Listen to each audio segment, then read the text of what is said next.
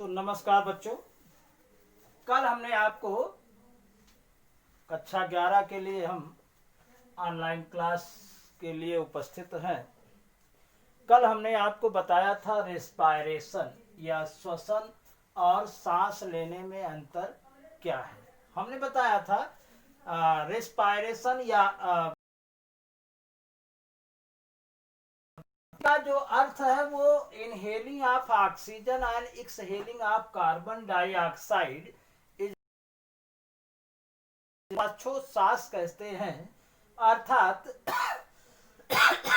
अर्थात ऑक्सीजन का डाइऑक्साइड का बाहर निकालना, ये सांस लेना या श्वासोच्छ्वास कहलाता है। ये हमने बताया था।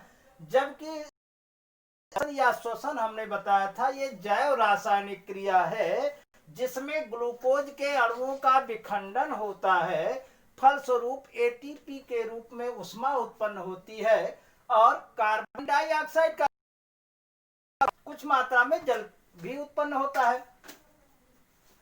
और उस आधार पे हमने दो प्रकार के श्वसन बताए थे। एक तो बताया था ऑक्सी श्वसन और दूसरा बताया था हमने अनाक्सी श्वसन। ऑक्सी श्वसन हमने बताया था ऑक्सीजन की उपस्थिति में भोज्य पदार्थों का विखंडन अर्थात C6H12O6 प्लस 6O2 और एरो अब 6CO2 रहता है और H2O और उसके बाद 38 ATP का निर्माण होता है। एडिनोसिन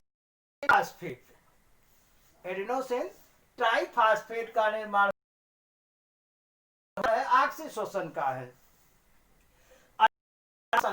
क्या होता है कि ऑक्सीजन की अनुपस्थिति में होता है। ये ज्यादातर जीवाणु या मसल्स की कोशिकाओं है। जब हम ज्यादा काम करते हैं तो हमारे कोशिकाएं ऑक्सीजन नहीं पाती हैं तो ग्लूकोज का लैक्टिक एसिड में परिवर्तन कर देती हैं, जिससे हमको थकान महसूस होती है। अब ये भी हमने बताया था कि रेस्पायरेशन के दो स्टेप हैं, दो भाग हैं। एक तो ग्लाइकोलिसिस और दूसरा क्रेब्स साइकिल। ग्लाइकोलिसिस हमने बताया था ग्लूकोज का टूटना। ये ग्लाइको मतलब ग्लूकोज और लिसिस का मतलब होता है टू ब्रेक या टूटना। तो इस आधार पर ग्लूकोज का टूटना ये क्या कहलाता है? ग्लाइकोलिसिस कहलाता है। इस क्रिया में यानी यह क्रिया कोशिका द्रव्य में संपन्न हो, कोशिका आपको पढ़ाया गया है, कोशिका द्रव्य में संपन्न होती है और इस क्रिया से 2 पायरुविक अम्ल का निर्माण होता है। अब हमने स्टेप बाय स्टेप ग्लाइकोलिसिस बताया है। इसे हम ईएमपी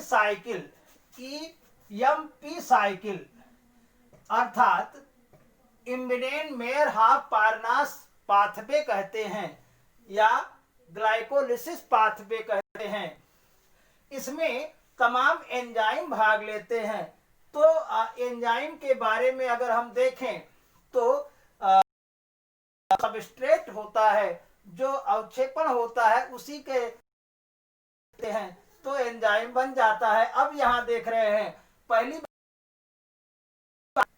ग्लूकोज हेक्साकाइनेज की उपस्थिति में, एंजाइम की उपस्थिति में, हेक्साकाइनेज की उपस्थिति में क्या बन जाता है? ग्लूकोज से टूट करके यानी फास्फेट अणु मिलता है इससे, तो ग्लूकोज 6 फास्फेट बन जाता है।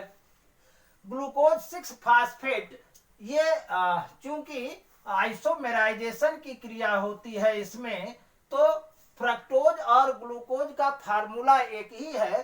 तो इस तरह से ग्लूकोज 6 फास्फेट फ्रक्टोज 6 फास्फेट में बदल जाता है, वो फ्रक्टोहेक्सा फास्फेटेज नामक एंजाइम की सहायता से। अब यहाँ पर फास्फेट का एक अणु और मिलता है तो फ्रक्टोज 1,6 बाईफास्फेट बन जाता है। क्रम से आपको लिखना पड़ेगा, क्रम से आपको समझना पड़ेगा। फ्रक्टोज 1,6 बाईफास्फेट ग्लिसरल्डिहाइड 3 फास्फेट बनता है। यहाँ आइसोमेराइजेशन की क्रिया होती है। आइसोमेराइजेशन का मतलब है समावयवीकरण। तो समावयवीकरण में इसका फार्मूला नहीं बदलता है, केवल उसके परमाणुओं का जो संबंध होता है वो बदल जाता है। तो ग्लिसरल्डिहाइड जब अधिक मात्रा में होता है तो डाइफास्फो एसीटेट बन जाता है। आवश्यकता पड़ने पर डाइफास्फो एसीटेट ग्लिसरल्डिहाइड 3 फास्फेट में बदल जाता है। 3 फास्फेट बाईफास्फेटेज नामक एंजाइम की सहायता से 1,3 बाईफास्फेट ग्लिसरल्डिहाइड बनता है। 1,3 बाईफास्फेट ग्लिसरल्डिहाइड एक अणुजल का एटीपी निकालता है, तो 3 फास्फोग्लिसरल्डिहाइड बन जाता है। 3 फास्फोग्लिसरल्डिहाइड से 2 फास्फोग्लिसरल्डिहाइड और 2 फास्फोग्लिसरल्डिहाइड से ग्लिसरल्डिहाइड से 2 फास्फो इनाल पायरूबिक एसिड बनता है। क्या? 2 फास्फो इनाल पायरूबिक एसिड बनता है। यहाँ एटीपी से एडीपी में परिवर्तन होता है। ग्लाइकोलिसिस में हम जानते हैं कि एटीपी के 4 अणुओं का लाभ होता है, जिसमें 2 अणु एटीपी के ग्लाइकोलिसिस क्रिया के दौरान क्या हो जाते हैं? एब्जॉर्ब हो जाते हैं, खर्च हो जाते हैं, और केवल 2 अणुओं का हमको एटीपी का लाभ होता है। तो 2 फास्फो इनाल पायरूबिक एसिड 2 पायरूबिक एसिड में बदल जाता है। हमने ये बताया था आपको कि ग्लाइकोलिसिस की क्रिया में एक ग्लूकोज अणु से 2 पायरूबिक अणुओं का निर्माण होता है, और दोनों पायरूबिक अणु क्रेब्स साइकिल में प्रवेश कर, यदि क्रेब्स साइकिल में प्रवेश नहीं करते हैं तो कार्बन डाइऑक्साइड और एथाइल अल्कोहल का निर्माण होता है। ये किसी भी प्राणी के कोशिका द्रव्य में संपन्न होता है। तो इस तरह से ग्लाइकोलिसिस आपने समझ लिया। अगर न समझे हो तो फिर से हम आपको बता दें, रेस्पायरेशन के 2 चरण, एक तो ग्लाइकोलिसिस, दूसरा क्रेब्स साइकिल। ग्लाइकोलिसिस ग्लूकोज का टूटना, यानी ग्लूकोज का के एक अणु से 2 पायरूबिक अणुओं का निर्माण होना। ये क्रिया साइटोप्लाज्म या कोशिका द्रव्य में संपन्न होती है।